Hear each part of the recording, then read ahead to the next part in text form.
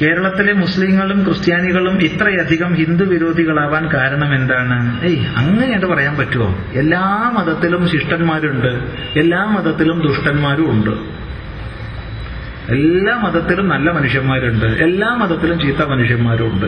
ക്രിസ്ത്യാനികളെ മൊത്തത്തിൽ ഹിന്ദു വിരോധികളായിട്ട് മുദ്ര കുത്തുക, മുസ്ലിങ്ങളെ മൊത്തത്തിൽ ഹിന്ദു വിരോധികളായിട്ട് മുദ്ര കുത്തുക, ഹിന്ദുക്കളെ മൊത്തത്തിൽ ക്രിസ്ത്യൻ വിരോധികളും മുസ്ലിം വിരോധികളായി മുദ്ര കുത്തുക, ഇതൊന്നും ശരിയല്ല. എല്ലാ മനുഷ്യരിലും എല്ലാ സമൂഹങ്ങളിലും നന്മയുടെയും ചീത്തയുടെയും അംശങ്ങളും അവയെ വഹിക്കുന്നവരുമുണ്ട്. നമ്മൾ നന്മയുടെ ആശയങ്ങളെ ഉൾക്കൊള്ളുക, മനുഷ്യനെ കാണാനും മനുഷ്യനെ സ്നേഹിക്കാനും പഠിക്കുക. അതാണ് നമ്മൾ വേണ്ടത്. അല്ലാതെ ഇതിനോട് നമുക്ക് ഒട്ടും യോജിപ്പില്ല.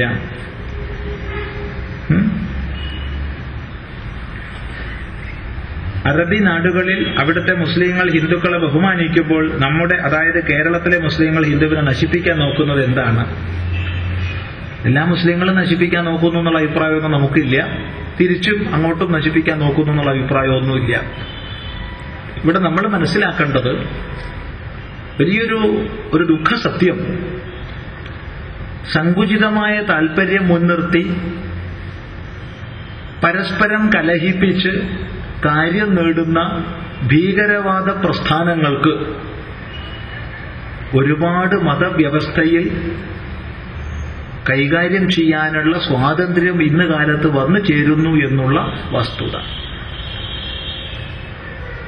സ്നേഹത്തിന്റെ, ഏകതയുടെ എല്ലാ മതങ്ങളിലും എല്ലാ ഗ്രന്ഥങ്ങളിലും എല്ലാ ചിന്തകളിലും നല്ലതിന്റെയും ചീത്തയുടെയും അംശങ്ങൾ ഉണ്ടെന്നും അതിൽ നല്ലതിനെ ഗ്രഹിച്ച് സമൂഹത്തെ മുന്നോട്ട് നയിക്കണം എന്നുള്ള ഉപദേശം നൽകുന്നതിന് പകരം നമ്മുടേത് മാത്രം ശരി, മറ്റതെല്ലാം നിന്ദിക്കപ്പെടണം, മറ്റുള്ളതിനെ നീ ആദരിക്കരുത് എന്ന് പഠിപ്പിക്കുന്ന ചില സമ്പ്രദായങ്ങൾ മതപാഠശാലകളിൽ നടക്കുന്നു എന്നുള്ള ദുഃഖസത്യം ഉണ്ട്.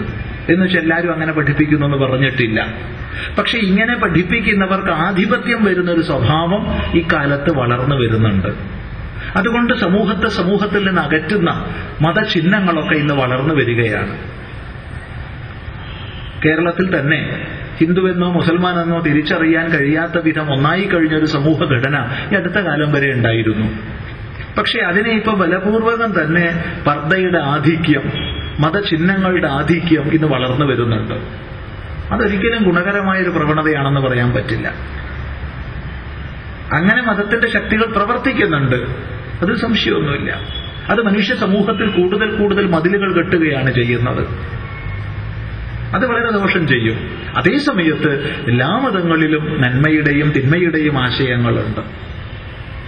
ഏത് മതമായാലും ഉണ്ട് തിന്മയുടെ ആശയം, നന്മയുടെ ആശയം. അതിൽ നന്മയുടെ ആശയത്തെ ഉൾക്കൊണ്ട് നമ്മൾ ഉയർന്നാൽ നമുക്ക് ശാന്തമായി ജീവിക്കാം. ഇല്ലെങ്കിൽ നമ്മുടെ മനസ്സും മലീമസമായി തീരും. അത്രേ പറയാനുള്ളൂ. ലോകത്ത് ഒരു രാജ്യത്തും മുസ്ലിം മതവിശ്വാസികൾ ഇത്രയും സ്വാതന്ത്ര്യത്തോടും ആനുകൂല്യങ്ങളും പറ്റി വസിക്കുന്നില്ല. എന്നിട്ടും ജനിച്ച മണ്ണിനോട് കൂറില്ലാതെ ഭാരതത്തിലെ മുസ്ലിങ്ങളിൽ ചിലരെങ്കിലും ഭാരതത്തെ തകർക്കാൻ ശ്രമം നടത്തുന്നത് എന്തുകൊണ്ടാണ്? ചിലരെങ്കിലും എഴുതിയത് കണ്ടത് സന്തോഷം, അല്ലാതെ എല്ലാവരെയും അടക്കി പറഞ്ഞില്ലല്ലോ. ഇത് വളരെ സന്തോഷം. എന്തുകൊണ്ടാണെന്ന് വെച്ചാൽ ധർമ്മബോധം ഇല്ലാത്തതുകൊണ്ട്, രാഷ്ട്രാഭിമാനവും രാഷ്ട്രസ്നേഹവും ഇല്ലാത്തതുകൊണ്ട്. രാഷ്ട്രത്തെ നശിപ്പിക്കാൻ, സ്വത്വത്തെ നശിപ്പിക്കാൻ പലരും ശ്രമിക്കുന്നുണ്ട്. കേവലം മുസ്ലിങ്ങൾ മാത്രമല്ല. വടക്ക് കിഴക്കൻ ഭാരതം ഏകദേശം ഇന്ന് ഭാരതത്തിന്റെ ഭാഗമല്ലെന്ന് തോന്നിപ്പിക്കും വിധമാണ് ഭരിക്കപ്പെടുന്നത്, നടത്തപ്പെടുന്നത്.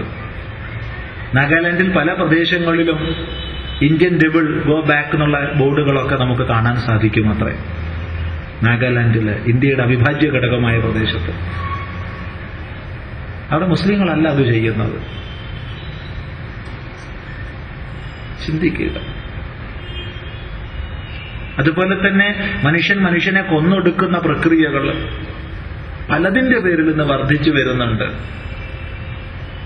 രാഷ്ട്രത്തെ പലതിന്റെ പേര് പറഞ്ഞ് നശിപ്പിക്കുന്ന പ്രക്രിയകൾ ഒരുവിധം രാഷ്ട്രീയക്കാരൊക്കെ ചെയ്യുന്നുണ്ട്, ബന്ധായിട്ടും ഹർത്താലായിട്ടും ഒക്കെ. ആരും പിന്നോക്കമൊന്നും അല്ല അതിൽ. ഓരോ ബന്ദിലും ഓരോ ഹർത്താലും നമ്മുടെ രാഷ്ട്രത്തിന്റെ പൊതുമുതലും സമ്പത്തും നശിപ്പിച്ചുകൊണ്ടിരിക്കുകയാണ്. ഇതൊക്കെ നമ്മൾ ചിന്തിക്കണം.